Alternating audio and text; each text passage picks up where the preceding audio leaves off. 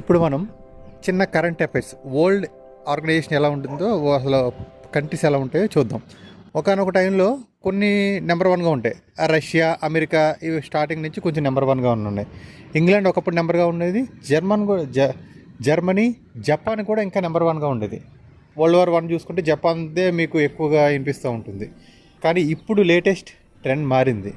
Present మీకు number one countries చూసుకున్నట్టయితే Bharat, America, Russia, England ఉంది, బట్ ఉంది లేదా అన్నట్టుగా ఉంటుందన్నమాట. చైనా, ఈ 4 ప్రపంచంలో కీ రోల్స్ పోషిస్తాయి.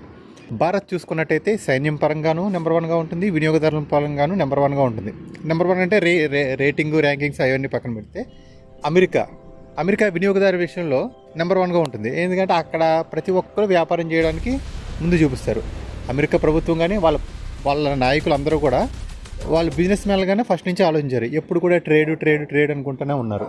కానీ రష్యా ఒకటే వేరేగా ఉంటుంది. సైన్యం పరంగానే నెంబర్ వన్గా ఉంటుంది. సైన్యంలోనే ఎక్స్పర్ట్ ఉంటుంది.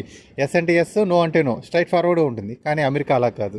నువ్వు నో అన్నా కూడా చేప కింద నీళ్ళు లాగా వాళ్ళ వ్యాపారస్తులను పంపించడం, నిదానంగా వ్యాపారం చేసుకోవడం, ఇలాంటి స్ట్రాటజిక్గా చేసేది.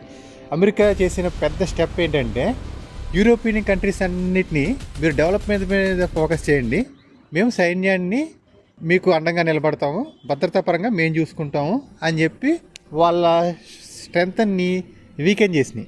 సో ఆబ్వియస్లీ ఏమైంది, అమెరికా ఏం చెప్తే యూరోపియన్ యూనియన్ మాట వింటుంది. సో వాళ్ళ చేతిలో కీలుబొమ్మలా చేసుకుంది.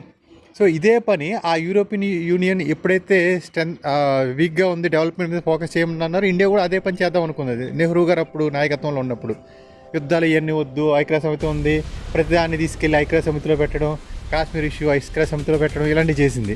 చైనాతో ఫ్రెండ్షిప్ చేసింది. చైనా బహుమతిగా ఏం చేసింది, యుద్ధం చేసింది మనతోటి. అప్పుడు మనకి సైన్యం లేదు. అది ఒక రకంగా మనకు మంచి గుణపాఠమనే చెప్పాలి. దాని నుంచి మనం ఏం నేర్చుకున్నాం అంటే మనం సైన్యాన్ని బిల్డప్ చేసుకున్నాం.